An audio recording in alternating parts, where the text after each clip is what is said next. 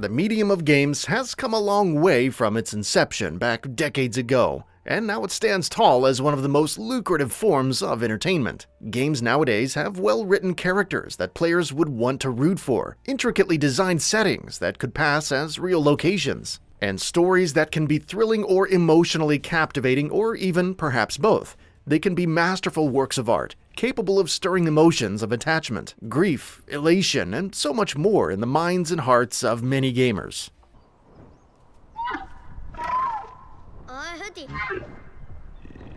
Team Ico's games have continually focused on the ideas of eliciting such strong responses from gamers, and its swan song title, The Last Guardian, is no exception in this regard.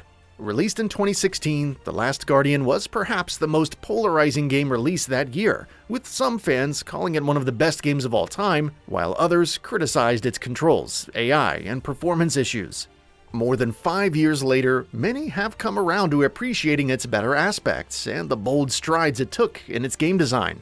To that effect, the time seems ripe to ask what made The Last Guardian one hell of a game. The Last Guardian is perhaps most well known for its extremely protracted development cycle. First unveiled as Project Trico back in 2009, The Last Guardian was initially supposed to release in 2011. However, the game went dark after the announcement as the development shifted to Sony's next console, the PS4. Game director Fumito Ueda also left Team Ico to start his own studio, Gen Design, which was then given the responsibilities for developing the game. A long period of almost 4 years passed without any news of the game, and just when most fans had completely given up hope of playing The Last Guardian, the game resurfaced again at E3 2015, with a final release window of 2016. The Last Guardian sees players taking control of an unnamed boy, who wakes up to see himself in an odd fort of sorts. Upon waking up, he sees the towering behemoth of a creature by the name of Trico in shackles as he cries in pain from all the spears pierced into his furry body. You help Trico get back up on his own 4 feet by providing him treatment as he starts to become friendly towards you.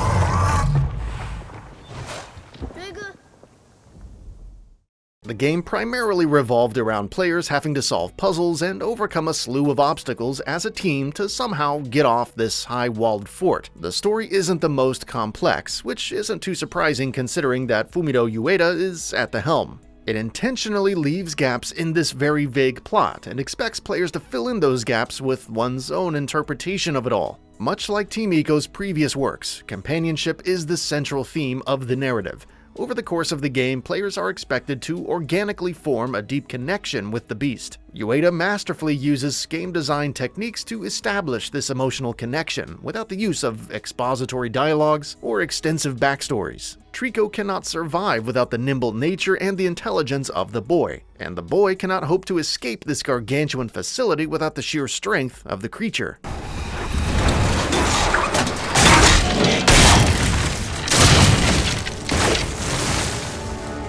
Puzzles are built on this very foundation, and simply getting from point A to point B is just half the battle won. Oftentimes, you'll be required to open up doors or push those pesky water paintings of an eye to help Trico get to you. On the contrary, however, you cannot hope to survive enemy encounters with the stone soldiers without Trico's strength, and as such, you might need to lure enemies to where the beast can take care of them. Other times, you might just need to hitch a ride on the back of Trico to get through certain sections, or you might need to command Trico to stand up near a wall to get to where you need to go. The game expertly balances the nature of these puzzles to give both characters ample amounts of time in the spotlight. However, controlling Trico is easier said than done. Unlike most video game companions, Trico is controlled by an entirely self-governed AI, meaning it has a mind of its own. Thus, you can give Trico commands, but it's entirely up to his virtual brain cells if he listens to you or not. This is perhaps the biggest point of contention regarding the game, as it's entirely possible that he just doesn't pay attention to your commands, which can be very frustrating at times. That said, this is also one of the biggest reasons why players start to get more and more attached to this beast as they overcome increasingly tough obstacles together without any firm method of communication. The game is defined by its rules, but The Last Guardian can break those rules at certain moments to illustrate the deep connection that Trico and the boy share with each other. For instance, Trico might forego his phobia of glass paintings if he sees you being dragged to another realm by the enemies and instantly save you. It doesn't happen all too often, but that is part of what makes those moments so special. Of course, this being a Fumito Ueda game, his design by subtraction philosophy is in full swing here too. As already mentioned, every aspect of the game serves to strengthen one core design goal, that is to explore the relationship of the boy and his gargantuan pet animal, and elements that don't serve those goals were butchered throughout development.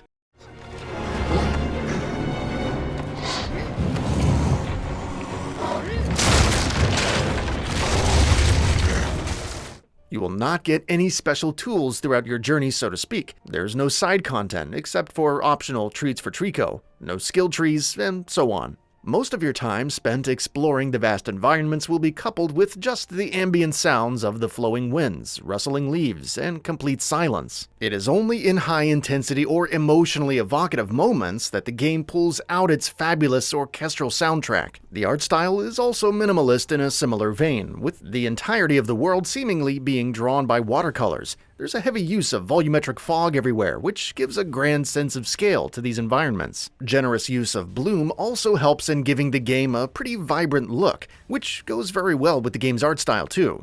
It all coalesces to give The Last Guardian a pretty distinctive feeling of being lonely in a vast environment, which works very well with the themes it tries to explore. Of course, The Last Guardian isn't a perfect game by any means. There are some very obvious flaws with the game.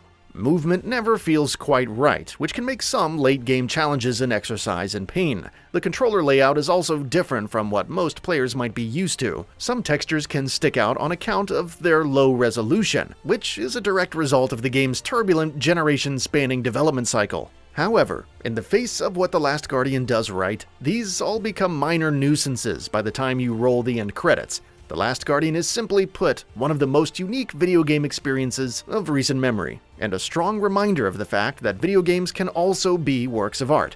What gives it such stature, and in turn makes it one hell of a game, are the bold strides it takes to accomplish its design goals, knowing well that they may not jive very well with a decent chunk of its audience. And that brings us to the end of the video. A quick request: we upload new videos every single day, and if you like what we're doing, please consider subscribing. It really helps us out. Also, don't forget to enable all notifications by clicking the bell icon so that you can receive daily video updates. Thanks for watching.